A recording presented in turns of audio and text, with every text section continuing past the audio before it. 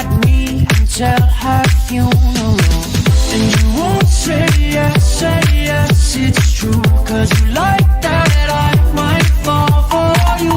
Under late night covers, there's the truth. Yeah, what you do, you got me singing like la la la la la la la la.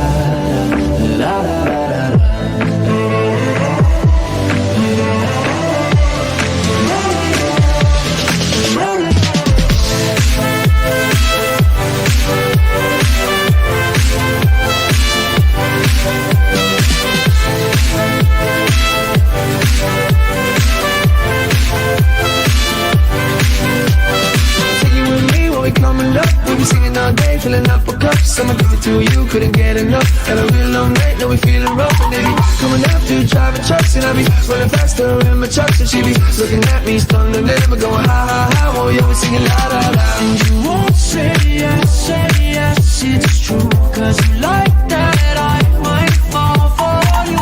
Under late night covers, there's the truth. Yeah, what you do, you got me singing like la la la.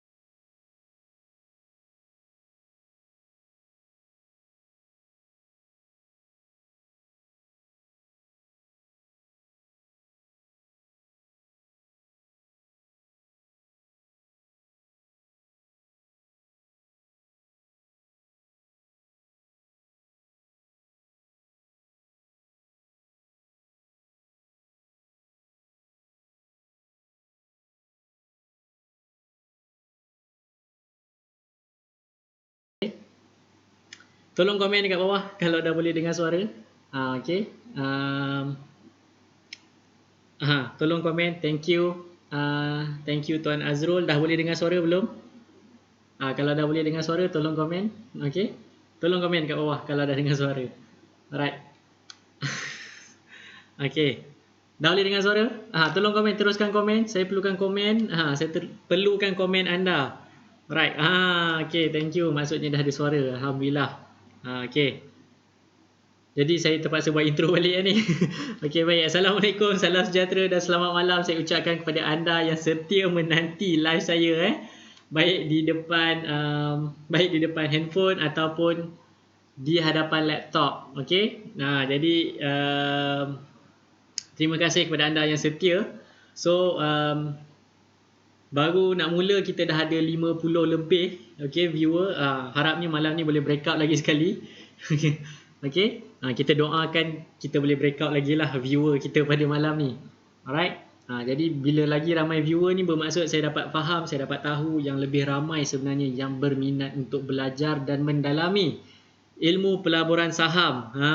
Nak pula dapat kelas percuma daripada saya. Okay. Asal usulnya kelas percuma ni saya boleh bagi sebabkan waktu start PKP dulu rasa macam pisang gila, malam-malam tak ada buat benda kan, duduk mengadap tengok Netflix kan, main game, macam tak ada kehidupan. Lepas tu sikit buat je lah live, ajar je lah free okay? Jadi saya start off dengan tajuk yang ikut apa yang saya rasa nak cakap, sehinggalah saya cakap sampai sampai bulan 5. Start permulaan bulan 5 saya cakap why not saya susun ikut step by step. Jadi you all boleh follow through satu persatu, satu peringkat ke satu peringkat. Jadi maksudnya sesuai untuk semua lapisan masyarakat. Bermaksud you daripada beginner yang tak ada CDS, baru nak buka CDS, baru ada CDS, baru nak belajar, okay, baru habis kelas. Jadi sesuai untuk semua lapisan masyarakat. Dan harapnya juga senior trader, macam Tuan Zarin pun follow juga live malam ni. Okey, Tuan Zarin dah terlibat saham berapa tahun? Saya rasa 3-4 tahun ada kot. Ke 5 dah.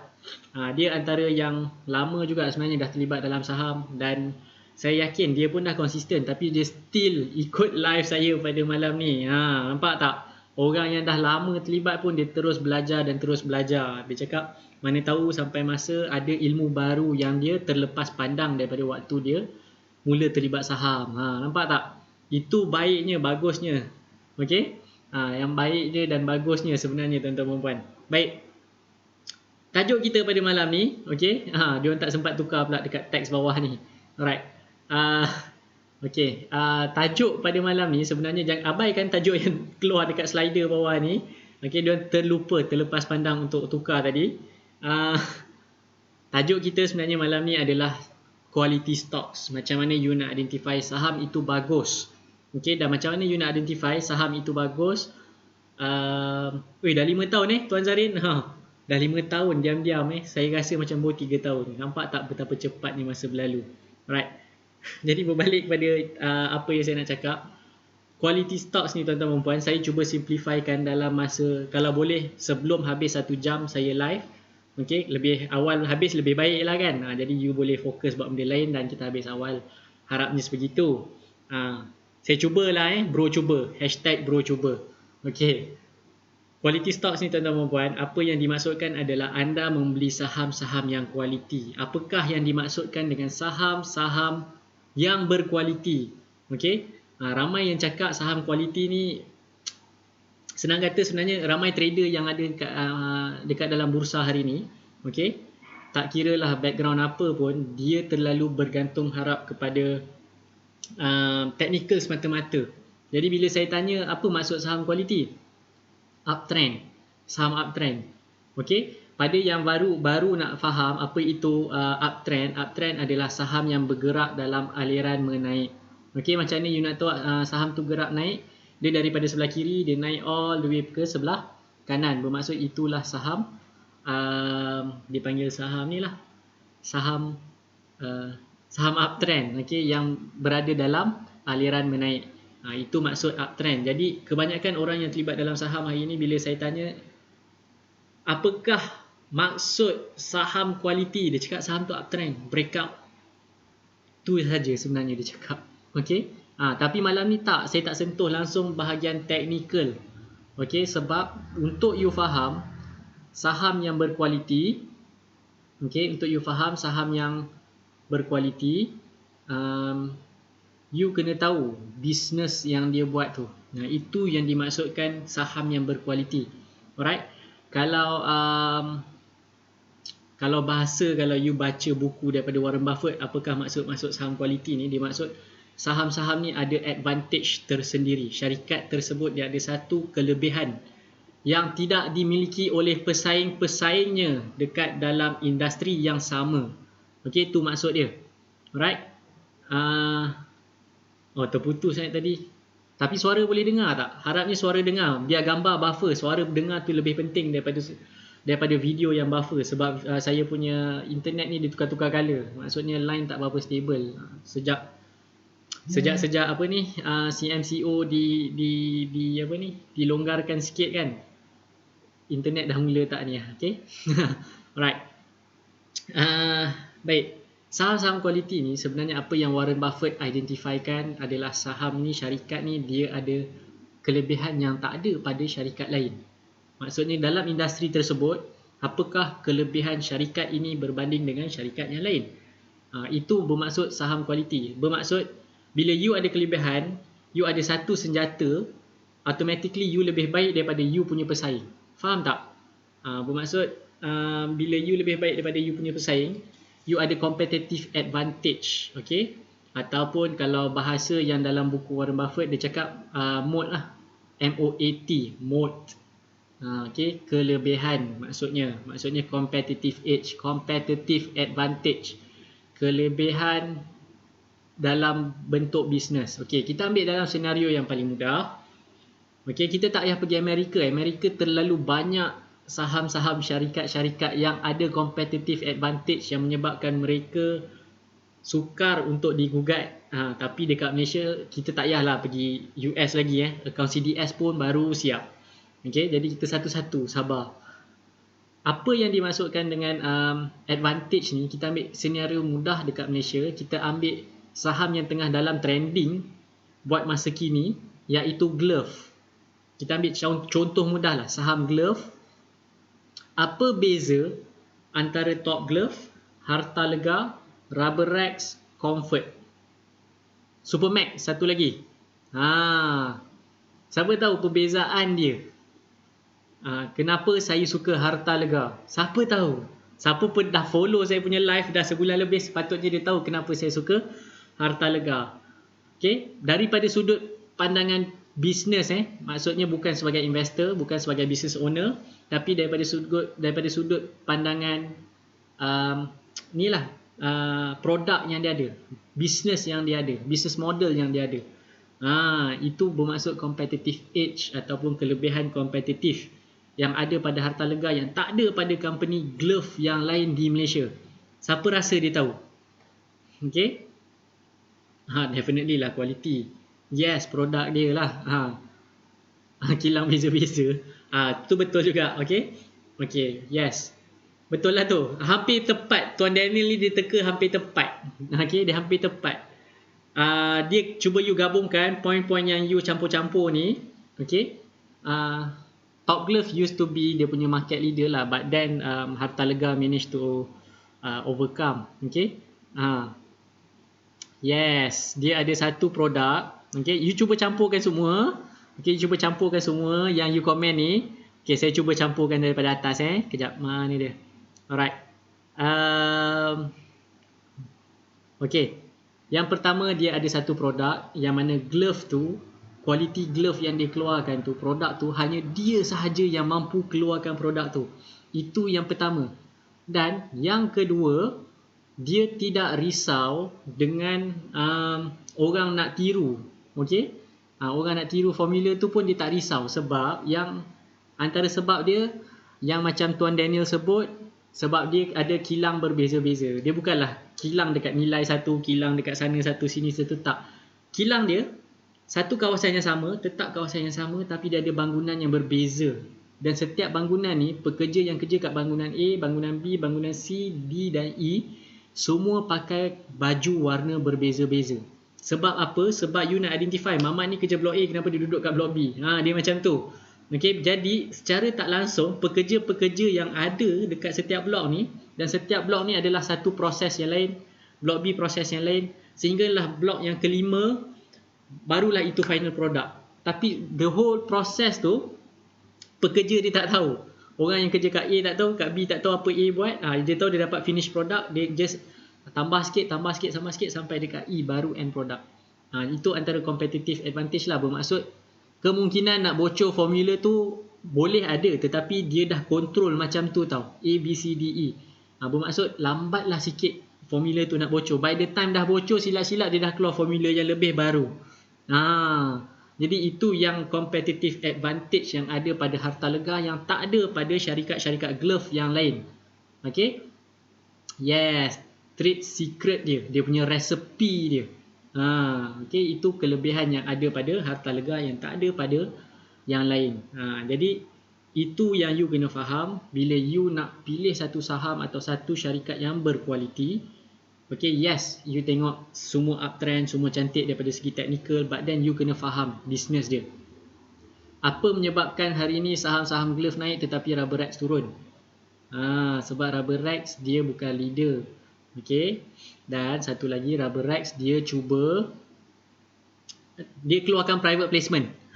Private placement tu apa? Private placement tu bermaksud dia cuba raise capital melalui penjualan saham dia kepada orang-orang tertentu. Okay, secara private lah, tu sebab namanya private placement. Contoh Tuan Adam dekat sini, dia antara pemegang saham terbesar lah dekat dalam let's say Rubberex kan, sebab Rubberex yang nak keluar, antara pemegang saham terbesar Rubberex. Jadi untuk dia raise capital sebab dia nak buat expansion business, dia akan offer saham dia. Okay lah, aku nak saya let go 10% saham saya dekat Tuan Adam. Okay, Tuan Adam nak beli tak? Ni harga per unit. Jadi dia offer macam tu. Okay, dia pilih orang tertentu, dia buat private placement. Kalau you agree, you ambil lah. Tu sebab saham Rubberite jatuh. Sebab dia tak ada duit. Dia tak ada duit untuk business expansion. Okay. Jadi dia terpaksa buat private placement untuk raise capital untuk dia buat business expansion. Okay. Bermaksud business management dia tu bukanlah business management dia tak bagus. Nak cakap tak bagus tak boleh juga sebab dia listed kot. Bermaksud dia tak boleh compete dengan harta lega. Okay. Dia tak boleh nak compete dengan harta lega sebabkan harta lega steady je. Dia bagi dividen bonus dengan sesuka hati dan dengan selamba sahaja dia bagi. Okay. Tapi Rubberite tak boleh. Sebab tu dia cuba raise capital. Bila dia cuba raise capital, secara tak langsung kita dapat tahu, kita dapat faham dia tak cukup duit untuk dia growkan bisnes dia. Semudah itu saja you nak faham. Okay. Itu contoh competitive advantage yang ada dekat Malaysia. Okay, cuba you tengok pula competitive advantage yang ada dekat pasaran. Contoh kita go for teknologi. Okay. Apa kelebihan yang ada pada apa contoh yang best teknologi? Sebab sekarang ni lebih kurang sama je. Dia tak ada competitive advantage sangat. Teknologi susah juga sebenarnya kat Malaysia sebab kita lebih kepada pengeluar. Nak cakap internet punya business, kita tak banyak lagi yang buat business internet yang listed. Okay? Tak ada lagi, kita tak ada lagi dekat Malaysia ni yang produce macam Facebook ke, Google ke. Okay? Semua kita masih lagi mengeluarkan produk. Okay? Jadi agak payah lah. Jadi sementara tu saya go through sekejap komen-komen anda. Alright? Yes, orang tak boleh tiru. Betul. Produk tak boleh ciplak. Betul. Okay, betul. Exporter unique. Betul. Yes. Okay. Alright, good. Okay. Alright. Tuan Nazrul cakap MyEG dan MP. MyEG, yes, dia ni satu lagi cara you nak faham kenapa satu bisnes ni dia ada competitive edge, dia ada kelebihan berbanding yang lain. Yang satu ni dia cakap business model dia tu dia monopoli. Alright, dulu MyEG jelah dia monopoli. Saya rasa sampai hari ni dia masih monopoli kot. Kalau you nak renew pasport, you nak renew lesen ke, bayar apa ni ke apa semua melalui MyEG kan sekarang lebih mudah. Okay, tak payah pergi beratur, tak payah buang masa. Just key in dekat laptop, dekat komputer. Esoknya you punya lesen yang you renew sampai, road tax yang you renew sampai. Even you nak renew maid punya ni pun guna MyEG pun sampai. Bermaksud so far saya rasa masih MyEG je yang buat benda tu. Yang lain saya rasa tak ada. So ini competitive advantage yang ada pada MyEG. Dan MyEG ni juga dulu salah satu favourite saya. Dulu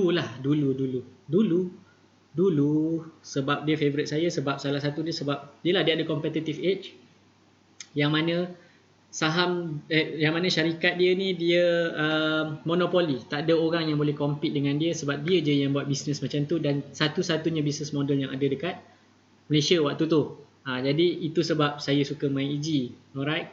Tapi untuk payment punya payment punya ni, I think yang banyak saya tengok dekat luar adalah GHL system. Tapi bila you compare apa yang GHL system ada dengan MP ada, dia tak jauh beza sebenarnya. Lebih kurang je, device dia semua lebih kurang.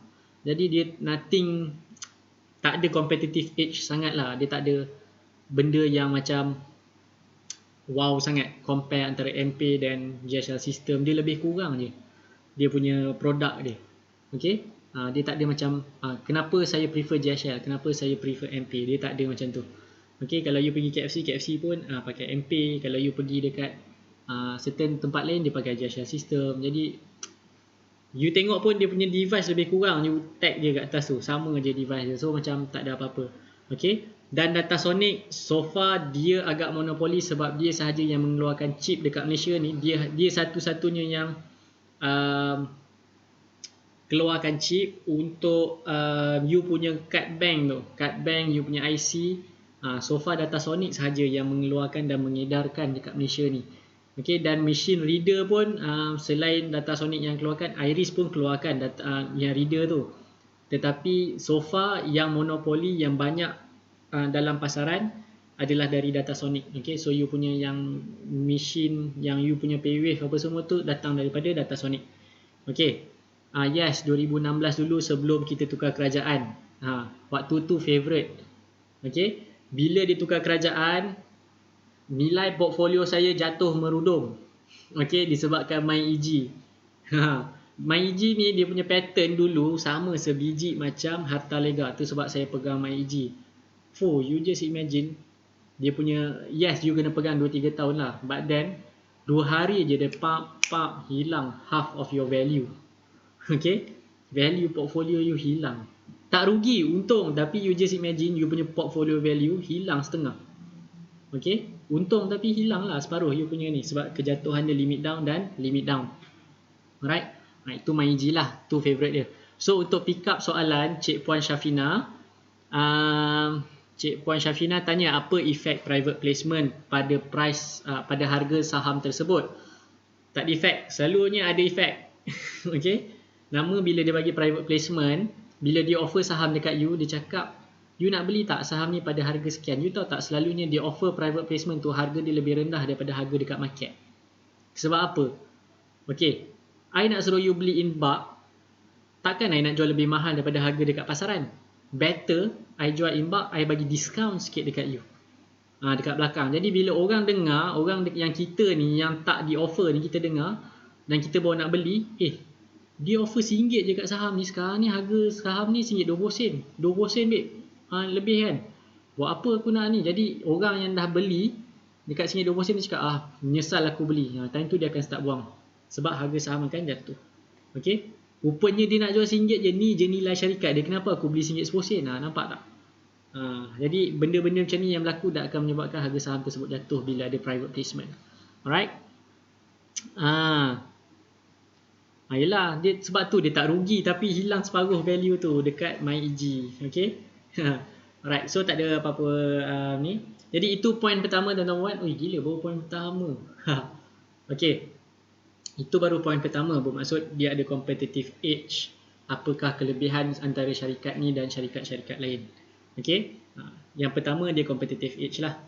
Right, yang point kedua, okay, bila you nak tahu saham tu berkualiti, you kena tengok saham tu mesti melaporkan keuntungan, dan keuntungan itu sentiasa naik dan naik dan naik. Okay, bermaksud kalau saham tu mengumumkan keuntungan dia naik dan terus naik dan terus naik dan terus naik, bermaksud saham tu adalah saham yang berkualiti lah. Sebab apa dia saham kualiti? You just imagine, daripada 900 saham tu, berapa banyak je saham yang untung dia announce setiap tahun meningkat. Okay, jadi selalunya saham-saham yang macam ni lah, yang dia sustainable lah, dia boleh survive lama sikit. Dia boleh survive lama sebab apa sahaja berlaku, dia boleh maintain dia punya growth. Okay, dia punya kenaikan daripada, bukan daripada segi harga semata-mata, daripada segi sudut keuntungan syarikat. Bermaksudnya dia well managed. Okay, antara sebab kenapa dia well managed, mungkin boleh jadi sebab dia ada competitive edge, yang pertama. Yang kedua, kemungkinan disebabkan management yang bagus. Okay, selalunya management dengan model bisnes ni je yang akan menyebabkan, menjerumuskan kepada keuntungan syarikat ini secara konsisten. Okay, itu yang kedua lah. Okay, itu saham-saham yang berkualiti. Jadi faham tak poin penting dia yang saya nak sampaikan? Asal poin 2 macam pendek sangat? Dia as simple as that sebenarnya. You nak faham saham kualiti ni, keuntungan dia setiap tahun atau setiap 10 tahun, bila you compare 10 tahun pertama tahun ni dengan 10 tahun pertama tahun lepas, dia punya kenaikan tu sentiasa ada. You memang tahu, ni memang naik, dia naik, dan maksudnya dia konsisten kenaikan. Maksudnya dia growing dengan cemerlang, gemilang dan terbilang. Okay, jadi bermaksud saham tersebut adalah saham yang berkualiti. Selain daripada model bisnes yang baik, maksudnya competitive edge yang bagus, dia juga mengumumkan keuntungan yang positif. Okay, tu maksud dia, keuntungan yang positif. Okay, bermaksud dia punya keuntungan meningkat. Keuntungan ni maksudnya you kena tengok keuntungan bersih. You jangan tengok keuntungan semata-mata. Maksudnya kenapa keuntungan bersih? Sebab kalau untung, okay, dia tak tolak lagi overhead yang lain apa semua. Alright, mungkin dia untung selepas tolak produk dia punya cost. Dia tak tolak lagi gaji pekerja, tolak lagi dia punya sewa bangunan, sewa kilang dia, tapak kilang dia, ataupun dia beli loan tapak bangunan dia apa semua kan. Mungkin dia tak tolak lagi bahagian tu. Jadi you kena tengok keuntungan bersih. Alright. Jadi you kena tengok keuntungan bersih dan pastikan keuntungan bersih dia meningkat setiap tahun. Bermaksud itulah saham yang berkualiti. Jadi jika anda nak pegang saham-saham macam ni lebih daripada setahun, 2 tahun, 3 tahun, okay, cari saham-saham yang macam ni. Okay, you kena tengok study historical dia. Macam mana kita nak study secara history, maksudnya sejarah syarikat, background syarikat ni dekat tools mana. Siapa ingat semalam kita dah sentuh topik pasal tools. Siapa ingat tools mana? Cuba komen dekat bawah. Tools mana untuk you tengok historical data yang bagus. Alright. Cuba komen dekat mana. Alright. Macam mana nak kenal atau tahu management ni bagus ke tidak? Sabar, satu-satulah, satu point. Relax. Kena bertenang. Okay, jangan bertendang. Kena bertenang. Okay, cuba komen. Saya menantikan komen anda. Okay. Tools mana nak pakai untuk you tahu, you nak study dia punya historical data. Yearly performance macam mana. Okay. Tuan Faizuli cakap kita tengok dekat Bursa Marketplace. Tuan Azrul cakap tengok dekat Malaysia Stock.biz. Okay. Tuan Amin cakap tengok dekat Stockbiz. Ada yang cakap Bursa Marketplace. Okay, Malaysia Stock.biz. Apa lagi? Siapa lagi? Ada lagi? Selain daripada dua ni. Ni Malaysia Stock.biz lagi. Alright, Bursa Marketplace. Okay, lagi. Ada lagi. Okay. Good. Bagus. Investing.com. Investing.com international web. Okay. Alright. Okay, good. So far jawapan most daripada anda, kebanyakan daripada anda adalah historical data. Yes. Cakap Bursa Marketplace dengan Malaysia Stock.biz. Jawapan dia dua-dua betul. Okay. Cuma beza dia, Bursa Marketplace you boleh tengok 5 tahun ke belakang. Malaysia Stock.biz you boleh tengok 10 tahun ke belakang. Tu beza dia. Okay. Jadi kalau you nak ambil jangka masa yang lebih panjang, okay, nak jadi investor, buka dekat Malaysia Stock.biz lah. Okay. Dan lepas tu 5 tahun ke belakang tu you cuba tengok dekat Malaysia Stock.biz tally tak dia punya report tu. Tu yang penting. Jadi dua-dua tu kena pakai. Alright. Jadi betul lah apa yang anda jawab. Tak ada apa yang salah, semua betul. Okay, maksudnya anda dah faham lah tools yang semalam dan macam mana nak applykan tools hari ni tajuk dia. Alright. Dan saya ada nampak few soalan yang mana saya akan pick up kemudian. Alright, saya akan pick up kemudian.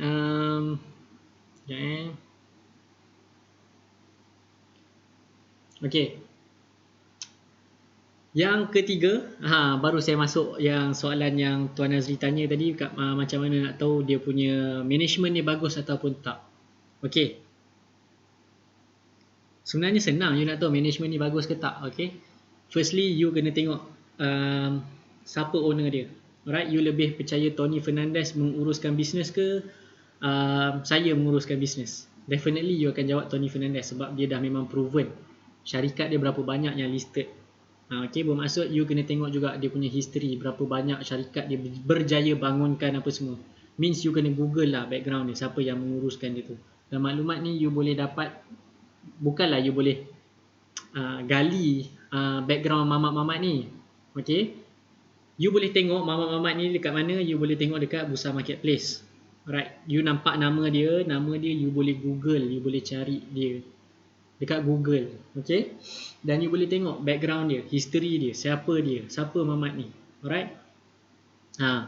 Maksudnya background mamat ni bersih, dia tak pernah terlibat dengan apa-apa yang berkaitan dengan politik, dia tak pernah terlibat dengan rasuah, dia tak pernah main apa-apa sentimen apa semua kan. Bermaksud dia adalah business owner yang baik, dan business owner yang baik selalunya dia akan sayang syarikat dia. Bila dia sayang syarikat dia, dia akan pastikan syarikat dia terus untung. Macam mana dia akan pastikan management dia diurus, segala benda diuruskan dalam syarikat dia dengan baik. Tu salah satu contoh macam mana you nak tahu management tu bagus ataupun tidak. Alright? Itu bab management lah. Macam tu je. Okay? Kalau dia approve lah. Okay? Kalau dia approve you punya Facebook, tak ada masalah. Ataupun you cuba connect dekat LinkedIn. Cuba connect kat LinkedIn. Dia approve juga ke tak? Okay, dia accept ke tak you punya ni LinkedIn ataupun selalunya dekat LinkedIn you boleh tengok history dia. Okay, maksudnya background dia, dia pernah bekerja dekat mana, company mana dia pernah usahakan sebelum ni untuk naik. Okay, you boleh tengok, you boleh rujuk semua. Semua tu ada dekat atas, semua dekat ujung jari, dekat apps pun boleh cari. Alright, so saya akan pick up soalan. Soalan daripada Tuan Anas, dia tanya, adakah news yang buruk boleh menurunkan kualiti sesuatu saham secara mendadak? Ya. Jawapan dia ya. Okey. Contoh contoh macam Top Glove lah, bila hari tu tahun lepas ke 2 tahun lepas, bila dia punya board of director, salah seorang dalam dia punya board of director, bila salah seorang board of director dia kena charge dengan SPRM, ada rasuah. Bermaksud bukan rasuah, dia orang kata apa term saya lupa, tapi saya tahu apa benda dia buat. Saya lupa bahasa dia, terma dia. Pecah amanah. Bila dia ditangkap atas tuduhan pecah amanah, maka orang dah mula tak percaya kepada saham Top Glove pada ketika itu. Sebab pandangan para pelabur, dia cakap, Top Glove is run by not a good people. Orang yang pecah amanah menguruskan syarikat, menguruskan duit aku, dia cakap kan. Jadi what for aku nak labur lagi dekat syarikat ni, aku tarik keluar duit aku. Jadi harga saham pun jatuh merudum. Alright. Jadi itu antara news yang buruk yang boleh efek kepada syarikat. Bermaksud orang dah tak percaya. Okay. Para pelabur dah hilang kepercayaan kepada syarikat-syarikat tersebut. Baik, itu antara news buruk lah. Selalunya memang news buruk akan menyebabkan harga saham jatuh sebab orang dah tak percaya pada syarikat tersebut. Okay. News yang baik belum tentu dia nak naik, tak tentu lagi dia nak naik walaupun dia keluar news yang baik. Okay. Tu yang pelik sikit tu, dia buruk sikit je kan jatuh. Bila news baik tak naik juga harga saham tu. Tak faham aku apa benda yang orang nak ada sampai kepercayaan tu. Baik, kita tak efisien, pasaran kita tak efisien macam US, macam Elon Musk ke, macam Bill Gates ke. Bila dia sebut je sesuatu, mencanak naik saham dia. Bila dia cakap benda yang tak bagus, jatuh saham dia. Alright. Jadi market kita tak berapa efisien lagi lah. Alright. Jadi itu yang ni soalan yang Tuan Anas tadi. So jelas Tuan Anas? Kalau jelas tolong komen dekat bawah ni, bagi tahu ya saya dah faham. Faham Tuan. Okey. Dan soalan Tuan Syafiq, dia tanya, kalau sebelum ni keuntungan dia okey tapi disebabkan COVID company dia rugi, masihkah boleh dianggap company yang berkualiti? Okey. Good question. Okey, dia good question. Dia macam ni. Kalau company tu betul-betul bagus, dia boleh jatuh category dia macam ni. Kalau syarikat tu bagus, dia akan recession proof tau. Dia recession proof. Maksudnya apa sahaja yang berlaku, pedulikan apa sahaja yang berlaku, aku nak tetap buat duit, aku tetap nak run business, aku tak peduli apa yang berlaku dekat luar sana. Itu baru contoh syarikat yang baik. Tapi kalau business dia tak boleh perform, okay, there is something wrong dekat situ. Alright. Kalau you tanya saya as a business owner, macam business aku ni listed, aku nak cakap, okay, let's say contoh business saya, kalau you faham konsep, waktu PKP by right business saya tak boleh jalan. Okay, sebab saya terlibat dalam sports industry. Okay, sports industry bila start PKP automatic, siapa nak main sport, you tak boleh keluar rumah pun. Okay, you tak boleh keluar rumah. And then keluar pula statement, sports untuk tahun ini dibatalkan serta-merta. Bermaksud semua liga yang berkaitan dengan sports yang saya terlibat, semua dibatalkan sehingga tahun hadapan. Olimpik pun kena tangguh, You just imagine, I punya business is a sports industry. But then, you tahu tak, sepanjang PKP ni, I punya business lebih rancak daripada sebelum PKP. Okay, apa I buat? First thing first adalah sebelum PKP I dah set up AI. Okay, I dah bangunkan AI sebelum PKP mula. Jadi by the time PKP mula, cun-cun ons je PKP mula, AI I dah mula jalankan kerja dia. Okay, bermaksud lebih efisien lah untuk layan customer. And on top of that, I keluarkan produk baru. Okay, produk baru apa? You belajar hoki online. Okay, you belajar hoki online. You training dekat rumah. Macam mana you nak buat latihan dekat rumah? Rumah dah lah laman kecil. Kang terangkat pula bola hoki tu terkena TV LCD tak mengamuk mak bapak. Jadi saya buat benda tu dan Alhamdulillah lebih baik daripada performance saya sebelum PKP. Itu maksudnya kalau business tu bagus, owner dia bagus, dia tahu macam mana nak take advantage what is happening surrounding dia, dia tahu nak take advantage, business dia supposedly akan jadi recession proof. Okay, given that dia kena pandai menjual lah. Dia kena pandai marketing. Alright, anyway saya background marketing, jadi benda tu easy peasy for me. Alright, di hujung jari. Okay. Dia macam tu lah maksud yang Tuan Syafiq tanya tu. Bermaksud apa sahaja keadaan, kalau company dia bagus, owner dia bagus, dia akan boleh fikir apa advantage yang dia boleh ambil daripada kejatuhan ni, permasalahan ni. Masalah ni wujud, apa yang dia boleh ambil advantage. Alright. Jadi macam tu lah sepatutnya you kena tengok business yang macam tu. Dia tak peduli pun apa yang berlaku, tetapi dia boleh create demand, dia boleh drive demand. Okay. Maksudnya dia memang dia management dia bagus lah at the end of it. Itu cerita dia. Right. LinkedIn bukan untuk tengok kerja kosong je. Kalau you terlibat business, you nak pergi pitch orang, jumpa orang, you nak tahu you dealing dengan siapa, LinkedIn adalah tempat yang paling boleh dipercayai lah sebenarnya. You tengok LinkedIn, siapa yang aku nak jumpa ni? Mamat ni sebenarnya siapa? Oh, dia ni director rupanya. Director reply email aku, babe. Kau ada. Aku nak kena menghadap director. Maksudnya macam tu lah. LinkedIn tu fungsi dia tu, sebab saya cakap kalau habis-habis you tak tahu, you buka LinkedIn, you cari lah, mesti you jumpa mamat-mamat yang listed dekat dalam bursa marketplace tu. Alright. Okay, soalan Tuan Syahrir ni dia agak mencabar. Kalau board of director sendiri ada dispose atau acquired shares berjuta-juta, ada bagi efek pada stok tak? Selalunya tak sangat lah. Okay, dia punya efek ni dia tak besar. Sebab kalau you tengok dekat bursa marketplace, berapa banyak sangat syarikat yang dia punya shareholder dia, board of director dia, pegang saham lebih daripada 5%, 10% lah. Tak ramai. Jadi kalau dijual pun tak ramai. Okay, you just imagine Rashid Hussein beli syarikat tu pun, syarikat tu saham tu pun tak terbang naik terus tau. Lepas tu apatah lagi bila Rashid Hussein jual pun tak ada efek. Jadi nak cakap dia ni pun tak tentu, dia tak tentu. Alright? Dia tak tentu. Kalau bisnes dia bagus, macam mana pun, siapa yang masuk pun, siapa yang jual pun, dia akan terus naik. Sometimes board of director tu jual sebab dia nak tukar interest dia. Mungkin dia nak pindah syarikat. Okay, dia cakap ni bukan aku punya passion lagi. Dia nak pindah ke syarikat yang kena dengan diri dia. Mungkin macam tu. Jadi dia jual semua saham dia, duit yang dia ada, dia masuk balik dekat syarikat yang dia minat.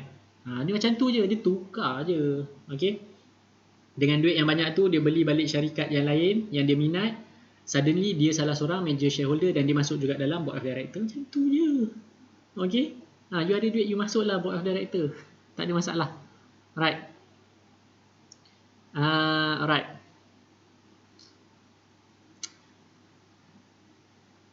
Okay. Jadi yes, itu dia. Maksud itu jawapan yang saya boleh jawab. Dan soalan daripada Cik Puan Nur Wahida. Ni bukan soalan ni, dia just bagi tahu. Oh, soalan, ada soalan. Dia tak ada tanda question marks. Alright, dia tanya indices future menunjukkan merah, adakah pasaran kita ditutup rendah? Of course lah kena tempias. Okay, pagi tadi saya sempat live dengan saya punya student investor masterclass. Saya dah bagi tahu pasaran Malaysia ni kemungkinan dia akan naik sikit atau dia jatuh. Dan memang dia jatuh pun, sebab you tengok semalam, you perasan tak pagi tadi bukan semalam. Pagi tadi sebelum pasaran buka, you buka tak finviz.com, you buka tak investing.com, you nampak tak apa berlaku dekat pasaran Amerika, pasaran Eropah. Okey, pasaran mereka ditutup bercampur-campur. Bermaksud pasaran dia pun tak tahu nak naik ke nak turun. Okey, jadi dia tak tahu nak naik ke nak turun. Jadi kita pun tak tahu nak naik ke nak turun, jadi dia pun turun. Anyway, hari ni juga sebabkan hari ni juga adalah hari profit taking. Itu sebab tak banyak saham yang macam naik laju gila, tak banyak. Sebab apa profit taking? Sebab esok bursa tutup. Esok you tak boleh berdagang, jadi ada profit taking. Itu sebab saham hari ni bursa kita volume tinggi, jumlah dagangan tinggi, tapi dia tak boleh pergi sebab orang profit taking. Jumlah dagangan tu adalah jumlah dagangan orang menjual. Ambil cash dulu mah. Okey. Lepas tu Jumaat buka, hari Isnin nanti pun cuti lagi. Bermaksud you ada satu hari gap, lepas tu Sabtu, Ahad, Isnin, 3 hari lagi cuti. You tak tahu apa nak jadi mostly orang tarik keluar duit dia nak pegang cash. Okay, tapi apa yang bakal berlaku minggu depan, kita kena tengok lah apa yang berlaku pada pasaran Amerika dan pasaran Eropah. Macam tu je. Right? Okay. Yes, betul Tuan Fazli. Maksudnya whatever happens, kalau management dia bagus, dia ada business model yang baik, dia ada people yang drive dia dekat belakang tu dengan betul, business model dia baik, dia akan jadi recession proof no matter what is the condition out there. Okay, automatic jadi recession proof. Right? Okay.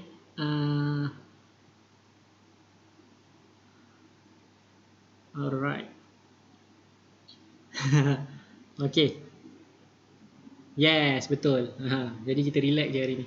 Okay, jadi saya dah menjawab semua soalan anda. Dan 3 kriteria utama untuk anda identify syarikat ini adalah syarikat yang berkualiti. Yang pertama, anda kena pastikan syarikat ini ada kelebihan lah. Maksudnya ada advantage, okay, economic advantage berbanding dengan syarikat-syarikat lain. Yang tu yang pertama, bermaksud business model dia memang A, ataupun produk yang dia keluarkan itu memang terbaik. Yang kedua, you kena tahu syarikat ini kena buat untung secara konsisten. Maksudnya dia punya untung tu is growing. Okay, tu yang kedua. Yang ketiga, you kena tahu management dia mesti solid.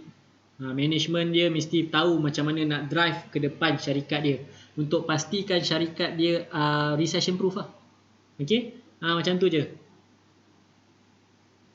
Okay, kenapa saham ditutup? Siapa nak bekerja, babe?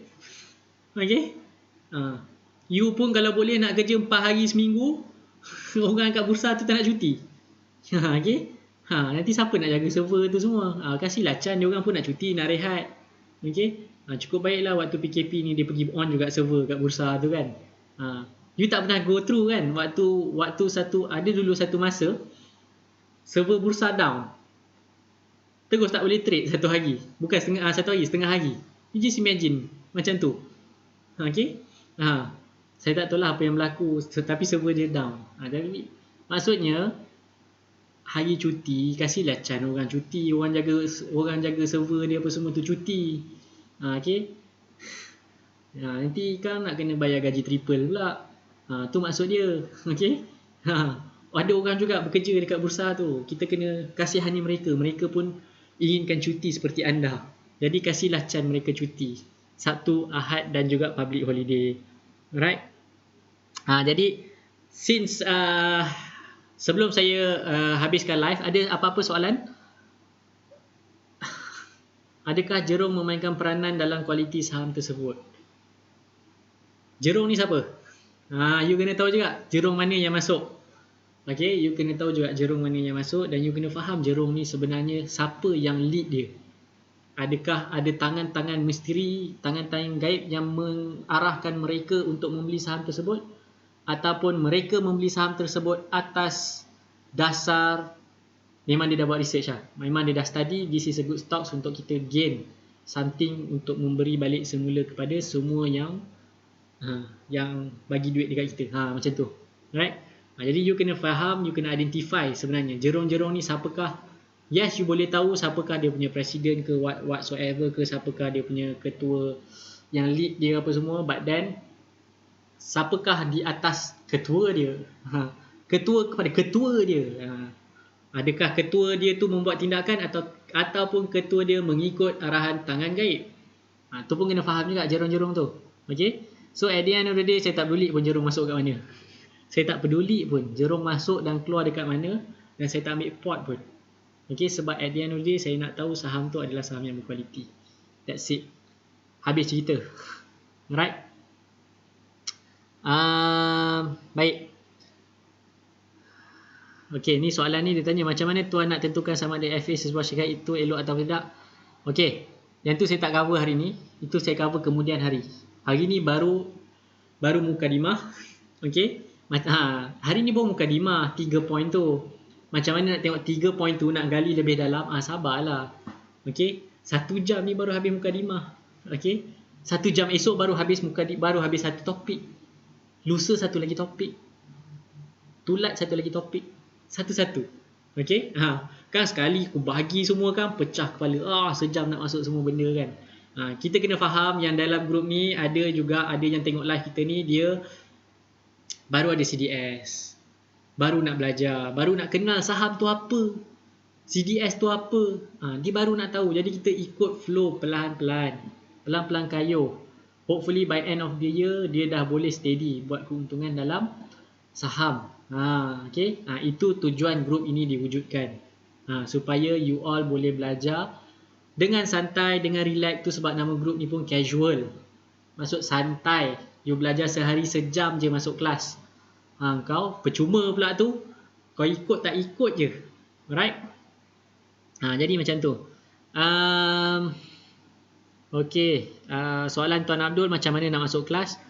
Saya tak ada buat kelas sebenarnya. Okay, dulu buat lah, sekarang tak buat. Sekarang ni saya hanya buat program, yang mana program saya akan ambil masa selama 1 semester. Okay, 8 bulan program saya. Maksudnya kalau you nak masuk, you kena tunggu intake yang baru. Tunggu yang batch sekarang ni dia grad dulu, baru ada intake yang baru masuk. Saya macam tu. Sebab program yang saya buat adalah 8 bulan. Untuk tahun 2021 saya akan buat setahun. Bermaksud daripada bulan 1 all the way sampai bulan 12. Alright. Itu program yang saya buat lah. Tapi ada sebenarnya yang ramai sebenarnya yang contact saya, macam mana nak masuk saya punya kelas apa semua. InsyaAllah saya akan ikhtiarkan untuk buat kelas lah. Maksudnya yang you, siapa yang nak express, you nak habis 2 hari you dah boleh start trade. Saya akan ikhtiarkan macam mana nak buat program tu. Okay, InsyaAllah nanti saya akan umum lah lepas raya kot. Okay, jadi duit raya tu boleh simpan sikit-sikit. Okay, itu yang kelas express lah, 2 hari habis dan you boleh start trade. You tak faham, you boleh rujuk balik dekat dalam grup ni. As easy as that. Okay. Alright. Tuan Farhan. Esok pagi memang ada kelas dengan siapa student investor masterclass, memang ada kelas dengan saya esok pagi. Okay, waktu cuti kita kelas.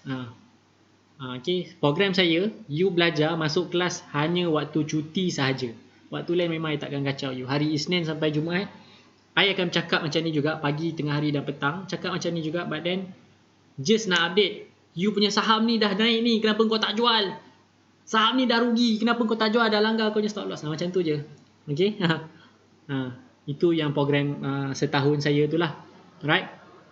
Jadi yang dalam casual trader ni, yes, you akan belajar everything you belajar. Apa yang I nak ajar dalam kelas express ke apa, semua I ajar dalam ni. But then step by step, baby steps lah. Okay. You nak belajar mengira, you nak kenal nombor pun ambil masa. Okay. You nak tahu darab tu pun umur 9 tahun baru you tahu macam mana nak darab. Okay. Dah tahu darab, lepas tu kira circumference lah apa benda, Pythagoras lah apa benda. Okay. Pun ambil masa untuk you belajar benda tu. At the end, bila you dah cebur dalam saham, matematik yang you pakai adalah tambah, tolak, darab dan bahagi. Itu saja. Okey, masuk sekolah rendah tu dah boleh dah sebenarnya terlibat dengan saham. Okey. Alright. Okey. Tajuk TA nanti sabarlah satu-satu. Follow je. Okey. Sampai masa nanti keluarlah topik TA tu. Sekarang ni orang yang ada CDS ni kan ajar TA kan dia macam apa benda ni? Apa benda ni? Kesianlah dia orang. Okey. Satu-satu. Sampai masa memang saya akan ajar sebenarnya. Okey. Memang saya akan ajar tapi cuma mungkin satu hari tu saya ajar breakout je. Candle sahaja. Uptrend sahaja. Tapi 1 jam lah. Okey. Satu-satu lah kita ambil pelan-pelan. Alright. Okey. Boleh tengok yang hari Jumaat punya tuan 1 Mei.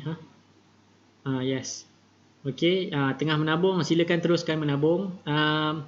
Raya sahaja yang tak ada kelas walau tahun ni tak beraya sangat. Betul. Raya kita ni je lah. Saya mungkin buat video. Saya mungkin buat live juga tapi live untuk mengucapkan selamat hari raya je lah kot. Okey. Sebab bursa pun tutup jadi no point pun kalau saya nak cakap pasal bursa. Okey. Waktu tu memang yalah. Okey. Anyway kalau I live pun belum tentu lagi ada orang nak tengok. Aku live aku shot sendiri je nanti waktu raya tu. Semua sibuk tengah bakar lemang lah. Okey, melantak rendang lah. Kan? Tak ada siapa nak layan. Mungkin ada kot layan sambil melantak rendang tu pasang projek kat TV tengok satu family kan. Ni lah suruh terlibat saham tak mau. Okey. Mungkin kita tak tahu. Okey. Alright. So itu saja sharing saya pada malam ni. Esok kita jumpa lagi pukul 9.30 malam. Tajuk dia saya akan bantu anda untuk gali lebih dalam lah. Macam mana anda nak advantage setiap syarikat ni apa semua. Basically quality tu kita akan gali lebih dalam esok. Right? Jadi itu saja sharing saya untuk malam ni. Okay? Cukup lah. Cukup 1 jam. Ngam-ngam. Okay? 59 minit. Seminit je lah. 30 saat je lagi. Jadi itu saja sharing saya pada malam ni. InsyaAllah esok malam pukul 9.30 malam. Tajuk yang ini juga. Dan cuma dia akan lebih dalam sikit lah. Hari ni dia mukadimah. Dan mukadimah kita masuk bahagian 1. Baru masuk bahagian 2 dan bahagian 3. So for the next 3 days adalah tajuk yang lebih kurang sama. Tetapi kita gali lebih dalam sikit. Right? Itu saja daripada saya. Kita jumpa esok malam. Assalamualaikum warahmatullahi wabarakatuh. Dan selamat malam. Dan juga selamat bersahur. Nak cakap selamat buka pula. Okay, bye.